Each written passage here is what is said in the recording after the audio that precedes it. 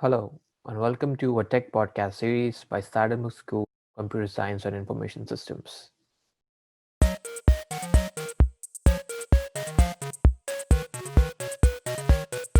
We have named it the Borg. Today we have a really interesting technologist with us named Marissa Lerer, and let me count the feathers on her hat for you.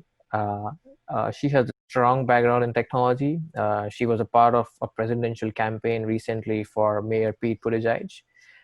She has served as a senior UX designer as well. She was the VP of technology for a tech agency in New York named Compost. She has management experience as well, and with all these brilliant endeavors, she also teaches programming at School of Visual Arts. And at PACE, we are lucky to have her as a regular panelist at the PACE Spotlight. And she will be joining as head of product at sendthanksnow.com very soon. Welcome, Marissa. Thanks for having me. Thank you for I'm joining us. excited. It's a pleasure, and I'm really impressed with your experience, and I hope to get a lot of that in my career. It's really something to look up to as a student. Oh, thanks. Awesome. So let's get started with the questions that I Sure. have for you. So you have participated in a variety of fields, as I mentioned, and I can see the merit in all that. I mean, I am a UX designer myself, and I have worked with marketing agencies as a graphic designer, and I have recently started programming as well to just improve myself as a UX designer. And I see how management and managerial experience can also add to all that. And teaching is a great way to give back to the society. But that's a lot to do, and that's a hmm lot to learn in the first place. Like as a student, as we look up to like industry experts like you, and we always think about how do we get there, and how do we get all these experience, and how do we learn all this. So, and you have maneuvered these fields quite successfully and have great impact. And I just wanted to understand if all these things will take a lot of hours to do, and how did you do that? How did you learn all these things? I'm sure it was a curve you followed, and what was that curve for you? Yeah, that's a lot. It's really interesting. There's many facets to your question and every time you said something, I said, "Oh, I want to talk about that. I want to talk about that." But the biggest thing is all of this stuff to me is just creative problem solving, right? You have all these different tools that you've picked up throughout the years, and you just want to solve problems using those tools that you have in a creative way. So whether it's coding, design, music, I was a music major in college. All of those things are just solving some problem, some mystery, some puzzle with the tools in your tool belt in a creative way. I am just a crafty person. Like I've always had my hands in like a lot of different things, and I just find the best tool for the job. So that's kind of the sort of thread that runs through all of my various careers. Um, and I was thinking about the management aspect you were talking about, having the being a programmer, being a designer, and then also having to like manage people. And we have a flaw in our system of how we promote coders or how we promote designers uh, throughout their careers, right? You start as a designer, and then you become an art director, and then you become a senior art director, and then you become a creative director. And creative directors are not only supposed to be these amazing designers, but also great managers and great leaders. Same thing with developers, right? You start as a junior dev, and then you become a senior dev, and then you become like a development manager, and I find, as particularly with developers, that management uh, gene isn't always there, right? And the flaw is that as you grow up in the ranks, you do less and less of the thing that you're good at. So I have always been very passionate about continuing to be a maker as I grow up in the ranks. So even when I was CTO, I was still coding every day. Maybe not in the same capacity that I had been in earlier iterations of my career, but I just wanted to make sure that A, I knew what everyone in my team was doing, and B, I could jump in at any moment, and C, that I was keeping myself up to date on current trends and workflows, because you never know when you're going to go from being a CTO to being, back into the freelance agency life, which is what I did for a little while. And I still had to like hold my own coding. So, as far as like how you learn to do these things, a lot of it is learning on the job, right? Just picking things up as you go. I think what you're doing by being a designer and learning how to code as well is key. I think you find the thing that you want to do, and then you find the tangential threads surrounding that, right? So if you want to be a UX designer, you should definitely learn to code because you need to be able to prototype out what you're thinking. You also need to understand the lift of what you're designing. So I think that's key. And then also it just makes you more valuable to, like, let's say you go to a small company and they're like, well, we don't really have a front end developer. Can you do that too? You can say, sure. Um, so I think that's really key. I think picking up the sort of like first 40% of all of these jobs, right? You don't have to become an expert in any of these things. You just have to like consider yourself an expert in one thing and then just kind of pick up what's around that. That's that's kind of how I've managed my career. Okay. I feel like I'm not really an expert in a lot of the things that I do, and I'm Okay. self-taught in almost everything. Um, Okay. which imposter syndrome is quite deep. Those things. Okay, so that's actually a great way to approach things, considering there are a lot of startups around now, and which expect you to do a lot of things. I just have one doubt from designer to designer. Is like what programming languages are just enough to for a program for a UX designer to know? Yeah, absolutely. Well, I mean, HTML and CSS are an absolute must.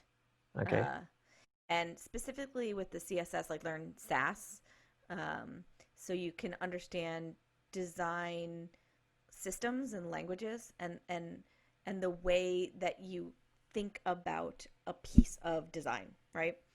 And I find that Sass really helps organize that. And then a little bit of JavaScript couldn't hurt. Okay. And probably go with the trend. I would say learn React. So let's talk about your experience as at a company as a head of like a VP or a CTO, and then you said you took a shift to uh, at an agency. So how was your role different at these two places? Sure. Well, I mean, my CTO role was a lot more about management and day to day operations and client relations, new business. We did a lot of new business work and just sort of keeping the company together as a whole and the strategies that are involved there and the operations. I worked a lot with all the teams. I worked with creative and I worked with project management and I worked with copywriters and all kinds of things. And then also did a lot of mentorship work with my younger employees and helping them come up the ranks and move on to their next careers and that kind of stuff. um, and that's stuff that I'm really passionate about, that kind of leadership and mentorship work. um, and less coding and less making things, right? And then as a freelancer and working for an agency, it's all making stuff, but you still end up having to do that leadership work, but it's for yourself. You have to be kind of self motivated to move yourself forward and make sure that you are seeing the project as a whole and you're doing all that work uh, internally so you can produce great work. A lot of freelancers, they just take instruction and then they produce what that instruction was. I don't work that way. I'm much more an agency in a person, and I kind of do all the work around a project before I even build it out. All right. So let's move on to the next question. Sure. Let's focus on your involvement with tech a little more. You are a keen application developer, and you have mentioned that you like to build tools and applications which are genuinely helping people. And I just wanted to understand what factors and pointers do you consider while how do you put an application in that category? That's a great question. And that is my mission, right? To make applications that have a genuine difference and make a genuine difference in people's lives. I don't know if that's always the case in everything that I've done, but it's always in the back of my mind. Is this making people's lives better? And it's not necessarily like saving the world, right?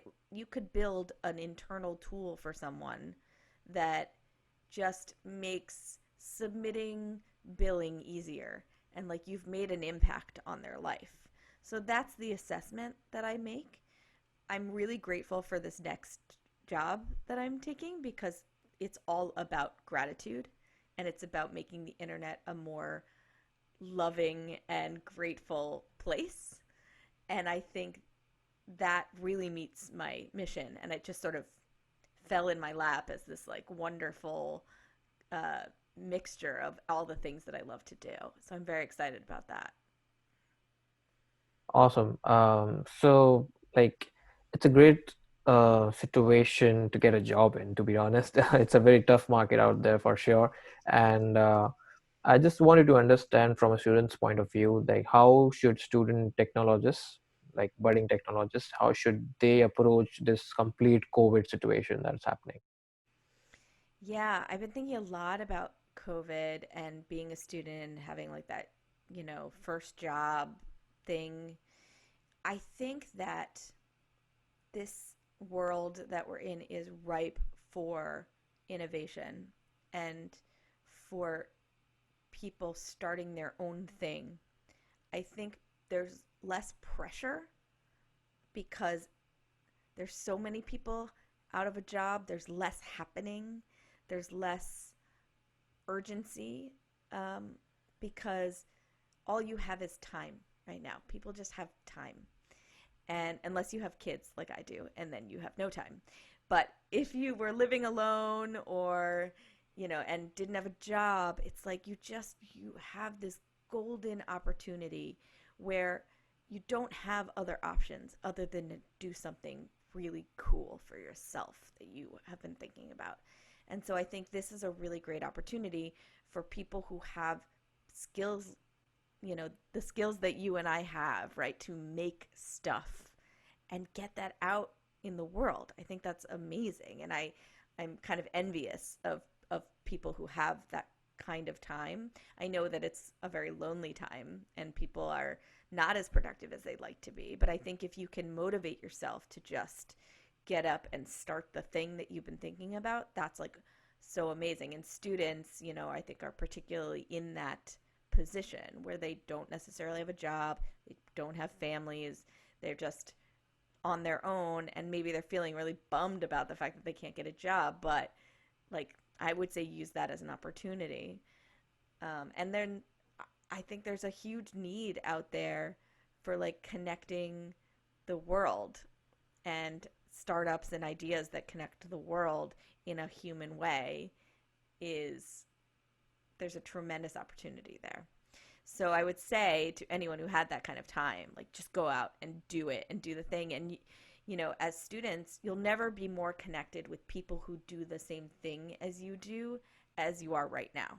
You're surrounded by designers and developers and hustlers, like people who can just like get the thing done, form teams, do a hackathon, like, but hack it into like a real business. Like I think that's really exciting.